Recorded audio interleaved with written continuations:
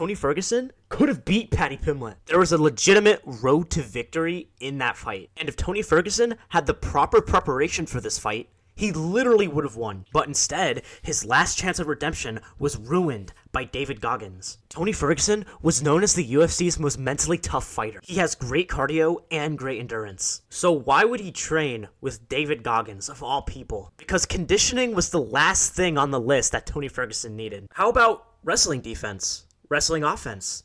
Jiu-jitsu defense? Oh, jiu-jitsu offense. Or even his boxing, or his kickboxing, or his Muay Thai. Because in this fight, Paddy Pimblett had the worst defense I have ever seen in my life. Paddy Pimblett literally keeps his chin wide in the air. He was begging to get chinned hard by Tony Ferguson. Now, some of you guys might not take this very well, but Tony Ferguson has never really had great technical skills. He's been very crafty and very creative, but his technique was pretty sloppy. He relied a lot on his strength and athleticism, his toughness, durability, all of that, all of his physical attributes early on in his career. But as he got older, his body started to deteriorate, and he couldn't keep up his same style anymore. And his MMA skill wasn't high level enough to carry him throughout the end of his career. What Tony should have been doing is rounds and rounds of technical sparring and tons of drilling. But no, instead, he had Coach David Goggins overtrain him and destroy his body even further. So even if Tony Ferguson was doing a lot of MMA training, it was lower quality training because his body was literally torn apart. I don't know why people thought Tony Ferguson training with David Goggins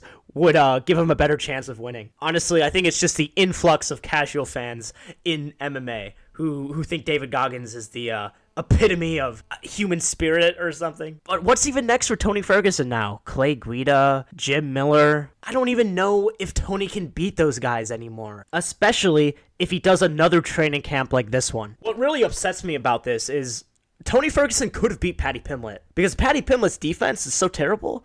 I'm certain Tony could have caught Paddy Pimblett and knocked him out, but we'll never see that. We'll never ever see that. Tony Ferguson is the greatest downfall in UFC history, the most horrific downfall in UFC history. And we have a long time to think about it. UFC 296 was the last card of the year, and there won't be another card for about a week or two. And this is all I've been thinking about. Tony Ferguson, man. So sad. I was the biggest Tony Ferguson fan in the world, and now he's just not even a shell of his former self. I mean, a shadow. I can't even think about it anymore. If you guys like this video, please like, comment, and subscribe.